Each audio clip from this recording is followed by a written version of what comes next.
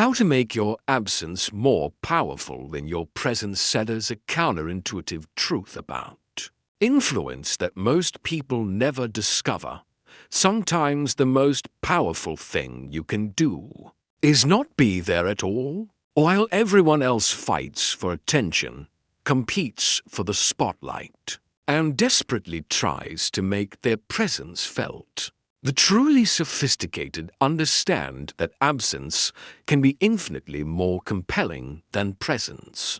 Today, we're going to explore the psychology of strategic absence. Why removing yourself from certain situations creates more impact than forcing your way into them, and how to master this advanced technique of influence that separates the amateurs from the masters of human psychology. The foundation of this principle lies in a basic truth about human nature. We want what we can't have, we value what's rare, and we remember what's missing more than what's always available. This isn't just about relationships. It applies to every area of life where influence and power matter. Niccolo Machiavelli understood this centuries ago. He observed that leaders who were constantly visible became ordinary, while those who appeared selectively became legendary. The prince who was always accessible lost mystery and respect, while the one who withdrew strategically became more influential in his absence than many rulers were in their presence. Let me break down the 5 ways absence becomes more powerful than presence.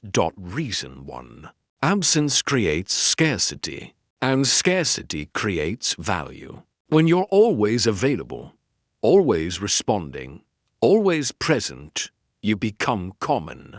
Common things are taken for granted. But when your availability becomes limited, your presence becomes precious. This applies to everything from professional relationships to personal ones. The consultant who's booked months in advance is more valued than one who's immediately available. The friend who has their own full life is more appreciated than one who's always free. The romantic partner who maintains independence is more desired than one who's constantly accessible. Reason 2.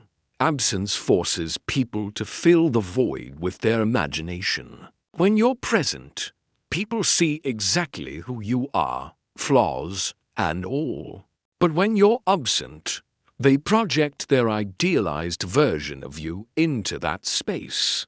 They remember your best qualities and forget your limitations. This psychological phenomenon means that your reputation often grows more in your absence than in your presence. People romanticize what's not there and criticize what is. Reason 3. Absence demonstrates that you have options and priorities. When you choose not to be somewhere, you're communicating that you have somewhere better to be. This implies success, desirability, and high standards. It suggests that your time is valuable and your presence is selective. Conversely, always being available suggests the opposite, that you have nowhere else to go and nothing better to do. Reason 4. Absence creates space for others to miss you. You can't miss someone who's always there. Missing someone requires their absence. And the experience of missing someone creates emotional attachment and appreciation that presence alone cannot generate. Reason 5. Absence allows your impact to resonate without new input diluting it. When you make a strong impression and then withdraw, that impression has time to sink in, be processed, and gain significance. But if you stay and keep talking, keep trying to impress, you often dilute the very impact you created. Now let's explore how to apply strategic absence in different areas of life. In professional settings, Strategic absence might mean not attending every meeting, not responding to emails immediately, or not being the first person to volunteer for every project. This creates the impression that your time and attention have value, that your contributions are selective rather than automatic. The key is to establish your competence first, then become selectively available. You can't withdraw something you never established in the first place. In social situations, strategic absence means having your own interests, commitments, and social circles outside of any particular group.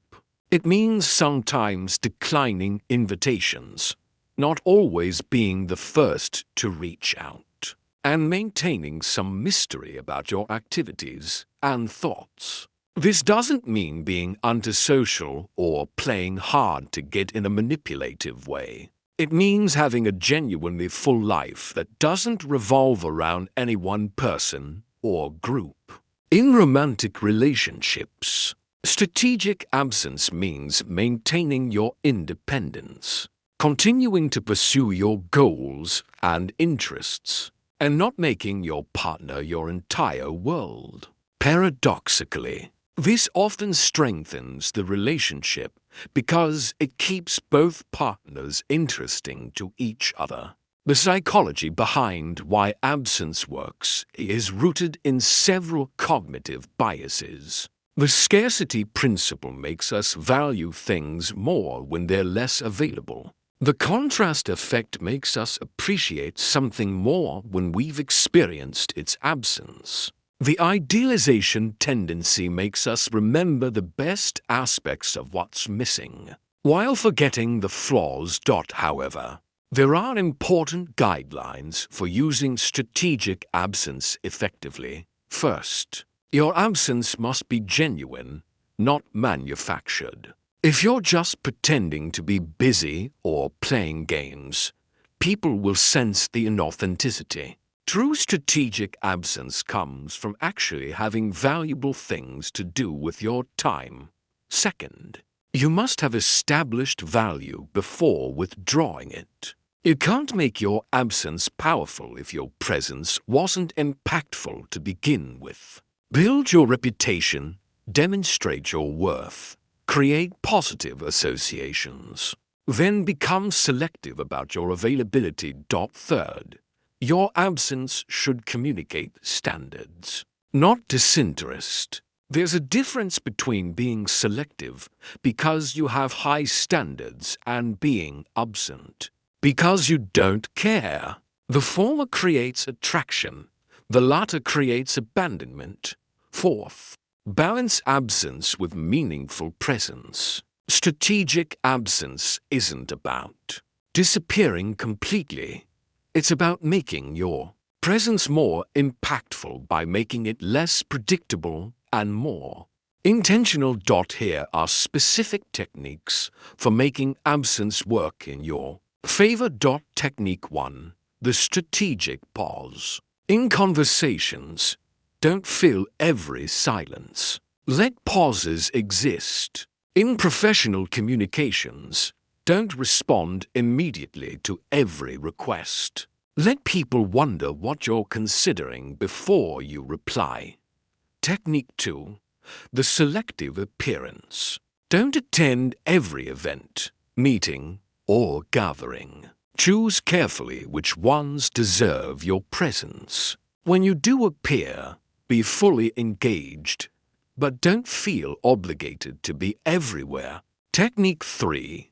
The mysterious weekend. Don't document every activity on social media. Let people wonder what you're up to. Maintain some privacy about your personal life, interests, and relationships.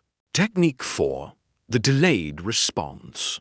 Don't be instantly available via text, email, or phone. Establish patterns that show you have priorities beyond immediate communication. Respond thoughtfully rather than immediately. Technique 5. The strategic withdrawal. When a situation becomes too familiar, too comfortable, or too predictable, introduce some distance. This could mean taking a step back from a project, spending less time with a particular group, or reducing your involvement in certain activities. The goal isn't to become unreliable or uncaring. It's to become selective and intentional about where you invest your time and energy. When you master strategic absence, several things happen. People start appreciating your presence more when it does occur. Your opinions carry more weight because they're not constantly offered. Your time and attention become valuable commodities that people compete for, rather than take for granted. You also develop a reputation for having standards, priorities, and an interesting life outside of any particular context. This makes you more attractive to high-quality people who are drawn to others with depth and independence.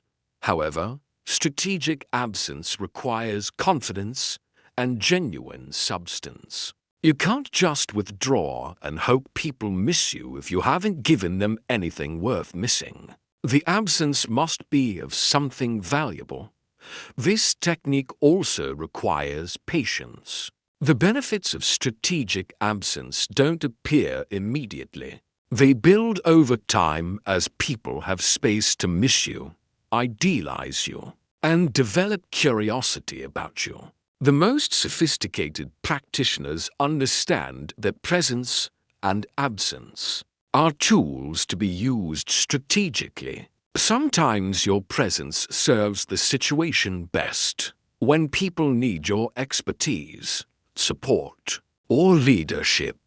Sometimes your absence serves better when your continued involvement would dilute your impact, or when people need space to appreciate what you bring. The key is developing the judgment to know which tool to use when, and the discipline to execute your choice even when it feels counterintuitive. In our attention-hungry culture, where everyone is fighting to be seen and heard, the person who knows when to step back becomes infinitely more intriguing. They become the comm center that others orbit around, rather than another voice competing for space.